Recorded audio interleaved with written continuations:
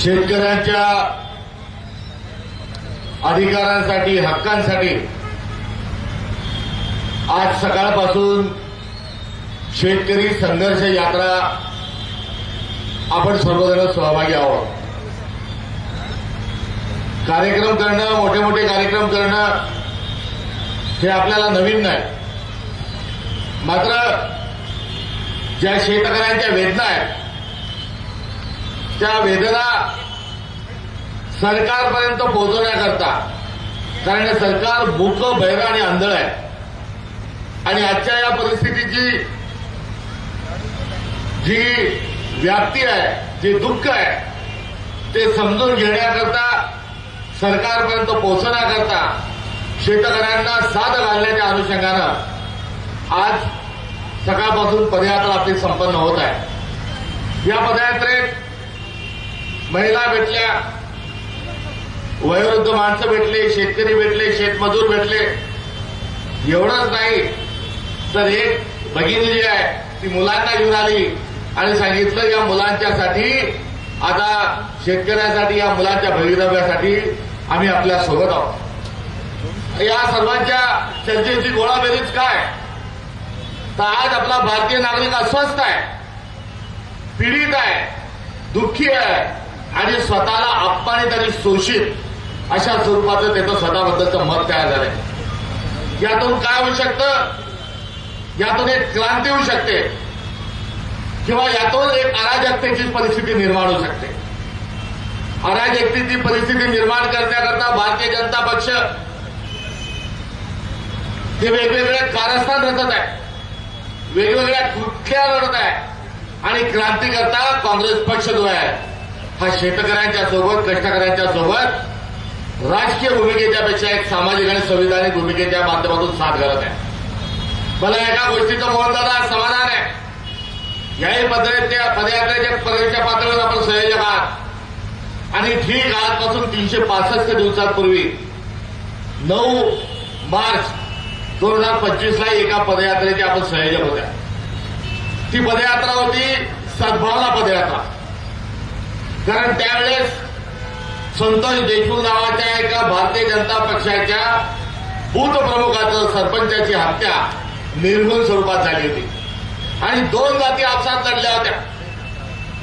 हिंदू मुसलमान, कमी काही काय म्हणून मराठा आणि ओबीसी अशा स्वरूपाचं एक भांडण हे सत्ताधाऱ्यांनी कुठेतरी उभं केलं आणि किराणा घ्यायला जाताना जातीच्याच माणसाकडून किराणा घ्या, शाळेत मुलगा टाकायचा तर स्वतःच्या जातीच्या शाळेचे संचालकांच्या टाका, कापड घ्यायला जायचं तर जातीच्या मुलाकडून घ्या. एवढंच नाही तर धार्मिक कार्यक्रमात, कीर्तनाला, प्रवचनाला जातीचाच माणूस बोलवा, इतकं एक विष महाराष्ट्रभर पसरलेलं असताना त्या ठिकाणी सद्भावनेचं एक कर्तव्य काँग्रेसच्या माध्यमातून बघत असताना आपण सद्भावनेला साथ घातली. तेव्हा 1 वर्षापूर्वी ती सद्भावना हा कळीचा मुद्दा होता आणि आजही आपण त्याच्यावर काम करतोय. मात्र 1 वर्ष झाल्यानंतर समाधानाच्या पाठोपाठ दुःखही आहे.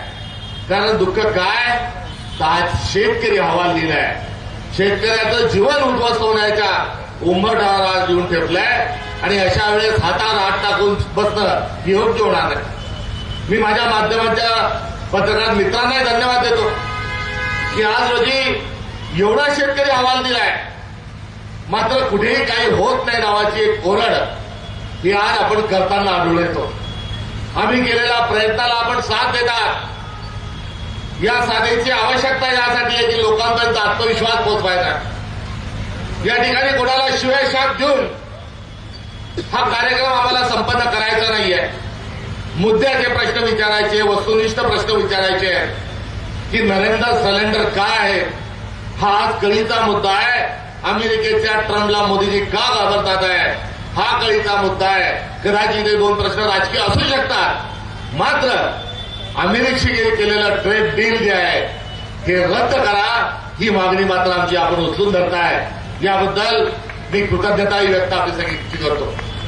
मित्रांनो, अधिक बोलणार नाही, मात्र भारताला स्वातंत्र्य मिळालं आणि 7/12 खोरा करायची मागणी आपण करायला लागलो.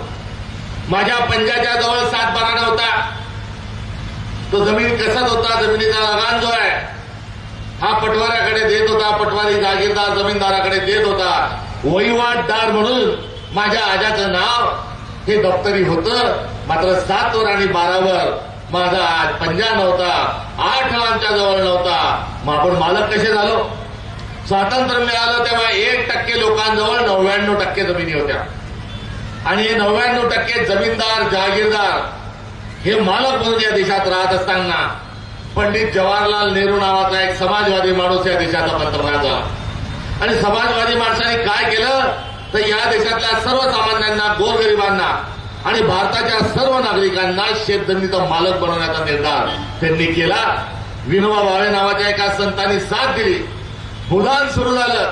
बुधान सुरू झाल्यानंतर बुधानाची वाहवा झाली. बुधान पुढे गेलं आणि मोगे साहेब पंडित जवाहरलाल नेहरूंनी कुळ कायदा आणला आणि तो कुळ कायदा आणून या देशातल्या ओबीसी माणसाला जमिनीचं मालक करण्याचं काम हे पंडित जवाहरलाल नेहरूंनी हे कुळ कायद्याच्या माध्यमातून केलं. पुढे नेहरूजी त्यावर थांबले नाही. त्यांनी वतनदारांच्या, मोठ्या समाजाच्या लोकांच्या जमिनी या पुन्हा ज्या आहेत त्या गोरगरिबांना देण्याच्या अनुषंगानं सिलिंगचा कायदा आणला आणि या सिलिंगच्या कायद्यामधून देखील मोठ्या प्रमाणावर एससी, एसटी, ओबीसी या समाजाला जमिनीचं मालक केलं गेलं. आज आपल्या जवळजवळ 7-12 आहे. हा 7-12 केवळ काँग्रेसच्या ध्येय धोरणातून आणि भूमिकेच्या माध्यमातून आहे. हे कोणत्या अभिनिवेशातून आणि अहंकारातून नव्हे, तर देशाला पंतप्रधान कसा पाहिजे तर गरिबाचा विचार करणारा पाहिजे. श्रीमंताची आणि गरिबीतली दरी दूर करणारा पंतप्रधान पाहिजे. ही दरी वाढवणारा आणि मुठभर श्रीमंताचं चांगलं करणारा, अडाणी आणि अंबानीचं चांगलं करणारा पंतप्रधानाची या देशाला आवश्यकता नाही. आणि तो 7-12 घेऊन आपण काम करतोय. मला अजून पंडित नेहरूजींचं उदाहरण सांगू द्या. सोमनाथच्या मंदिराचा जीर्णोद्धार करण्याचा निर्णय हा पहिल्या राष्ट्रपतींनी घेतला आणि नेहरूजींना सरकारला प्रस्ताव पाठवला. नेहरूजींनी स्वागत केलं, प्रस्ताव स्वीकारला, पण त्यांनी म्हटलं की मंदिर जर बांधायचं असेल तर शासकीय तिजोरीतून का? या देशातल्या लोकांनी वर्गणी केली पाहिजे.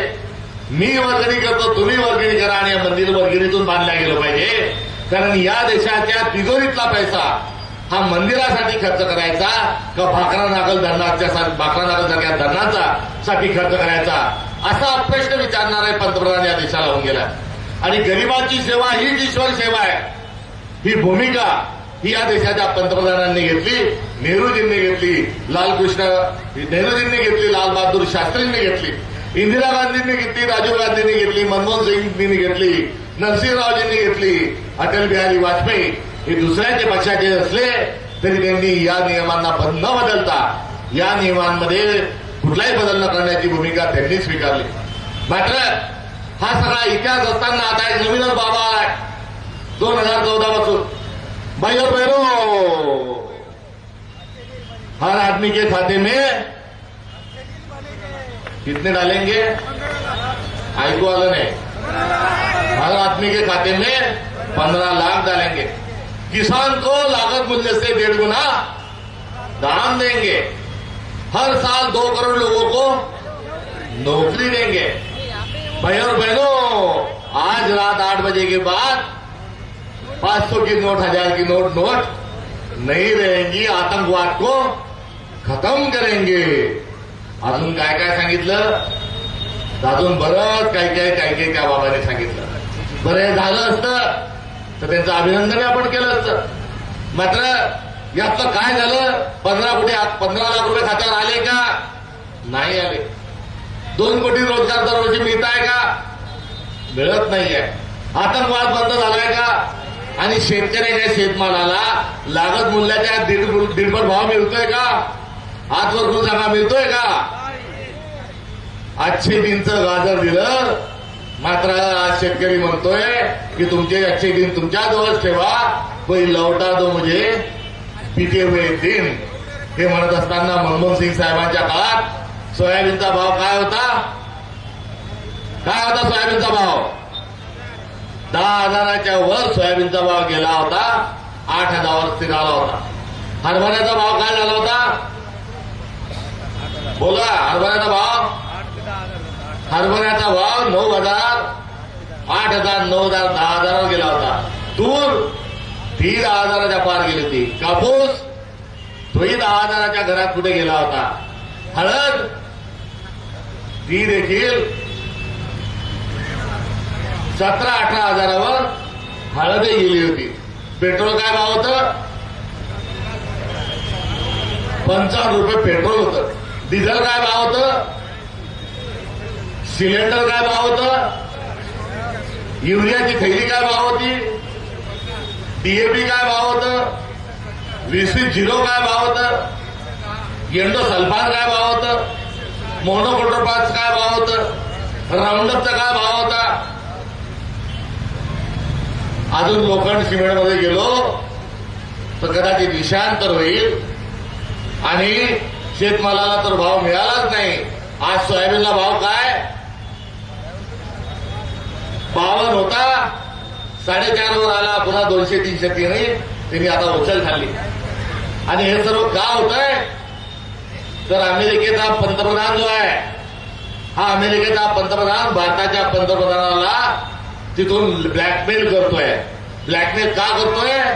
तर एप्स्टीन नावाची एक फाईल आहे आणि त्या एप्स्टीन फाईलमध्ये घाणेरडं कृत्य, लहान मुलांसोबत मुलींसोबत घाणेरडं कृत्य करण्याचं एक रॅकेट हे पकडल्या गेलंय. आणि त्या रॅकेटमध्ये आपल्या देशाच्या पंतप्रधानाचं नाव आहे अशी चर्चा असल्याची शरम मला या ठिकाणी आपल्या सगळ्यांसमोर हा मुद्दा सांगताना वाटत आहे. त्यामुळे आपला पंतप्रधान हे पार्लमेंटमध्ये येत नाही म्हणजे 56 इंची छाती. आणि ऑपरेशन सिंदूर सुरू झालं आणि ऑपरेशन सिंदूरमध्ये आपलं लष्कर जिंकता लाहोरपर्यंत पोहोचत होतं. मात्र ट्रम्पनी फोन केला आणि एका फोनमध्ये या 56 इंचाच्या छातीमध्ये 5 आणि 6च्या मध्ये टिंब लागलं आणि हिरभर 5.5 इंचाच्या छातीच्या माणसानं सिंदूर ऑपरेशन बंद केलं आणि नरेंद्र आपला सरेंडर झाला. मित्र सांगत असताना दुःख होत आहे. लढाई थांबली तर थांबली. पुढे गेल्यानंतर एक ट्रेड डील नावाची एक भानगड आणली आणि ते ट्रेड डील काय आहे? अमेरिकेचा माल हा कुठलेही आयात मूल्य न ठेवता भारताच्या बाजारपेठात येणार आहे. पहिल्या टप्प्यात मका आहे, त्यानंतर सोयाबीन आहे, कापूस आहे आणि सर्व फळं आहे. त्याच्या पाठोपाठ डाळी येणार आहे, तेल बिया येणार आहे, साखर येणार आहे.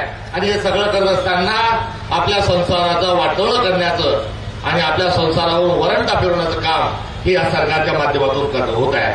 आणि आज याचा फटका हा भारतीय समाजाला आणि शेतकरी समाजाला बसला आहे. आज आपण जर संघर्ष केला नाही, आज शेतकऱ्यांनी जर लढा पुकारला नाही, तर आपल्याला देशोधडीला लावण्याचं काम हे मोदी सरकार करत आहे. आणि आज याचा निषेध म्हणून ही पदयात्रा आज सकाळपासून आम्ही काढली आहे. तर मी जास्ती बोलणार नाही. आपल्याला जे सांगितलं होतं मुद्द्याचं बोलायचं आणि पकडून ठेवायचंय. आजची पदयात्रा झाली, विषय संपला असं नाही. तर हिंगोली हा काँग्रेसच्या दृष्टिकोनातून आमचा थोडा अडचणीत आलेला जिल्हा आहे. मात्र ज्या जिल्ह्यात आम्ही अडचणीत आहोत त्या जिल्ह्यात जर एवढी मोठी पदयात्रा होती आहे, याचा अर्थ काय की देशाचा माहोल आता बदललेला आहे आणि आता कार्यकर्ता आणि आता शेतकरी शांत बसण्याकरता हा तयार नाही. मी माझ्या हिंगोली जिल्ह्याच्या जिल्हाध्यक्षांचं तमाम पदाधिकाऱ्यांचं या ठिकाणी मनपूर्वक अभिनंदन करतो की मूळ मुद्द्याला हात घालून आज त्यांनी या पदयात्रेचं आयोजन केलं. या पदयात्रेच्याबद्दल आपलं अभिनंदन. मात्र आगामी काळात ही जबाबदारी आपल्याला सर्वांना टिकून ठेवायची आहे. आज चाललो म्हणजे आज आपलं काम संपलं नाही, तर आज आपलं काम सुरू झालं आहे आणि या मुद्द्याला आपल्याला बांधील राहत असताना पुढे जायचंय. आज ही पदयात्रा या ट्रेड डील कॅन्सल करण्याच्या अनुषंगानं पहिली पदयात्रा महाराष्ट्र काँग्रेस कमिटीच्या माध्यमातून आहे. आम्ही जिल्ह्यात जाणार आहोत, आम्ही तालुक्यात जाणार आहोत आणि या एप्स्टीन फाईलच्या माध्यमातून जो करार झालेला आहे, जे डील झालेलं आहे, हे डील रद्द करा ही आमची मागणी आहे. त्यामुळे ट्रेड डील रद्द करा, स्वामीनाथन आयोगाच्या शिफारशी लागू करा, 7/12 कोरा करा आणि 7/12 कोरा करणे संपूर्ण कर्जमाफी आम्हाला हवी आहे. देवेंद्र फडणवीस तुम्हाला आम्ही फसवणीच म्हणतो, कारण तुम्ही जे बोलता ते कधीच तुम्ही करत नाही. त्यामुळे तुमची 2 दिवसापूर्वीची झालेली कर्जमाफीची घोषणा ही शेतकरी म्हणतात की लबाडाचा अवतन जेवल्याशिवाय खरं नाही. आणि ते सांगत असताना हे म्हणतात की पहिले आमच्या शेतमालाला भाव द्या, पहिले अमेरिकेची ट्रेड डील रद्द करा आणि मग काय कर्जमाफीचं असेल ते तुम्ही बोला. ही आता शेतकऱ्यांनी घेतलेली जी भूमिका आहे या भूमिकेचं समर्थन करत असताना संपूर्ण कर्जमाफी झालीच पाहिजे आणि ट्रेड डील रद्द झालेच पाहिजे ही भूमिका घेऊन आम्ही कार्यकर्ते काँग्रेसचे शेतकऱ्यांच्या सोबत खांद्याला खांदा लावून पुढे निघालेलो आहोत। ही असणारी आजची आमची भूमिका आहे।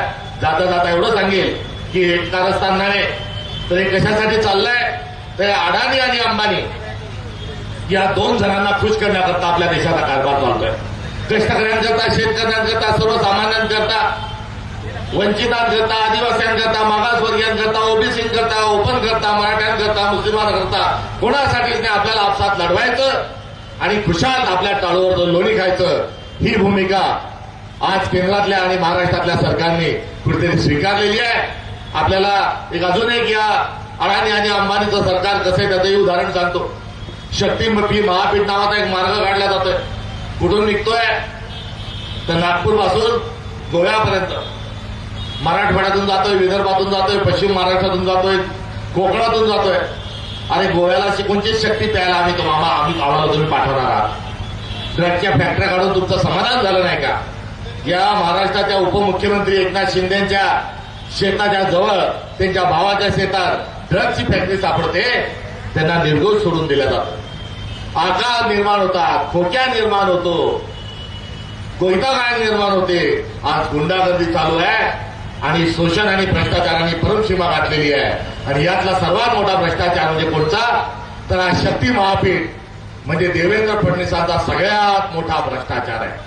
88,000 कोटीचा हा रस्ता आहे। समृद्धी महामार्गातून त्यांनी 20,000 कोटी खाल्ले आणि आता या शक्ती महापीठ मार्गातून पुन्हा मोठा डल्ला हा 40,000 कोटीचा डल्ला मागण्याच्या तयारीत हा देवेंद्र फडणवीस सरकार आहे। एवढा भ्रष्टाचाराचा पैसा कमवायचा आणि 50 खोके एकदम ओके सारखे नारे देत असताना पैसा फेक, तमाशा फेक म्हणून नागरिकाला नाचवायचं आणि नागरिकांना म्हणायचं की नाच मेरे बुलबुल की पैसा मिलेगा।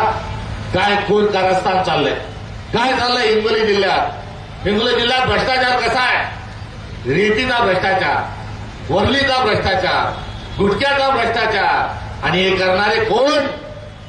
तो गली गली में शोर है, सत्ता में जो लोग है वो चोर है। आमदार लोग भी चोर है, खासदार भी चोर है और मोदी भी चोर है, फडणवीस भी चोर है। ही आज असणारी परिस्थिती आहे आणि या चोरीचा सगळ्यात मोठा डल्ला हा शक्ती महापीठ आहे। शक्ती महापीठाची मागणी नाही, इथून जाणारा तेवढा ट्रॅफिक नाही महाराष्ट्रात कोणासाठी तर आपल्या महाराष्ट्राचे मुख्यमंत्री हे गडचिरोलीचे पालकमंत्री झाले। वास्तविक पाहता मुख्यमंत्र्यांनी पालकमंत्री राहू नये अशा प्रकारचे संकेत आहेत। मात्र हे पालकमंत्री राहिले गडचिरोलीचे आणि तिथल्या आदिवासींच्या हक्कावर गड आणत असताना जंगलाची कत्तल करत आहेत आणि त्या ठिकाणी जमिनीतलं जे खनिज आहे, आयर्न ऑर जे लोखंड जे आहे, जे जगातलं उत्तम लोखंडापैकी एक आहे, त्याचं उत्खनन सुरू केलेलं आहे आणि तिथून लोखंड काढायचंय, ट्रकमध्ये भरायचंय आणि शक्ती महापीठाने समुद्रापर्यंत बंदरापर्यंत पाठवायचंय। ईस्ट इंडिया कंपनी नावाची एक कंपनी आली होती। भारतातला कच्चा माल विदेशात पाठवायची, विदेशाचा पक्का माल भारतात आणायची। ही देवेंद्र फडणवीसचं सरकार ही ईस्ट इंडिया कंपनीची अवलाद आहे। या देशातला, या महाराष्ट्रातला, भारतातला, छत्तीसगडचा, ओडिशाचा, महाराष्ट्राचा जो खनिज आहे ही बाहेर विदेशामध्ये एक्सपोर्ट करण्याच्या अनुषंगाने शक्तीपीठ महामार्ग होत आहे। हा शक्तीपीठ महामार्ग पाहिजे का आपल्याला? हा शक्तीपीठ महामार्ग आम्हाला नको, हा अमेरिकन ट्रेड डील आम्हाला नको, ही फसवणूक कर्जमाफी आम्हाला नको। आम्हाला काय हवंय? आम्हाला स्वामीनाथन आयोगाची अंमलबजावणी हवी आहे, आम्हाला शेतमालाला भाव हवे, आम्हाला डिझेलमध्ये, पेट्रोलमध्ये, खतामध्ये, बी बियाण्यांमध्ये आम्हाला सवलती त्यामध्ये आम्हाला हव्या आहेत। आम्हाला संपूर्ण कर्जमाफी पण हवी आहे, आम्हाला रोजगार हवा आहे, आम्हाला महिलांची सुरक्षा हवी आहे, आम्हाला इमानदारी हवी आहे। या बैमान सरकारवर आता आमचा विश्वास राहिलेला नाही। त्यामुळे सत्य शेवटी एवढंच सांगतो, आज हिंगोलीच्या गांधी मैदानातून या कार्यक्रमाच्या माध्यमातून आज देशाच्या संसदेचं अधिवेशन पुन्हा सुरू झालंय, महाराष्ट्राचं अधिवेशन सुरू झालंय। त्यामुळे या दोन्ही अधिवेशनांना आज गांधी मैदानातला आमचा भिंगोलीचा जो कास्तकार आहे, हा कास्तकार आमच्या मागण्या मान्य करा ही अर्थात या सरकारने ऐकावी अशा प्रकारची सत्तेशेवटी विनंती करतो. अन्यथा आम्ही यांना वटणीवर आणल्याशिवाय राहणार नाही हा अंतिम शब्द आपल्याला देतो. असा कसा देत नाही ही राहुल गांधींच्या नेतृत्वात हे शब्द खरे करून दाखवू अशी आपल्याला ग्वाही देतो. या कार्यक्रमाच्या संपूर्ण आयोजनामध्ये माझे सहकारी सचिन नाईकजी असतील, कांबळेजी असतील आणि सर्वांच पुनश्च एकदा मी त्यांच्या अभिनंदन करतो. आणि ह्या दर आठवड्याला आपल्याला अशाच पद्धतीनं लोकांमध्ये मिळून मिसळून या स्वरूपाच्या कार्यक्रमातून पुढे जायचं आहे ही मनोभावना नव्हे तर ही घोषणा या कार्यक्रमाच्या माध्यमातून या ठिकाणी करतो. आणि जोपर्यंत आपण अमेरिकन ट्रेड डील रद्द होत नाही तोपर्यंत स्वस्थ बसायचं नाही ही आपल्या सर्वांना आन घालतो. थांबतो. जय बळीराजा.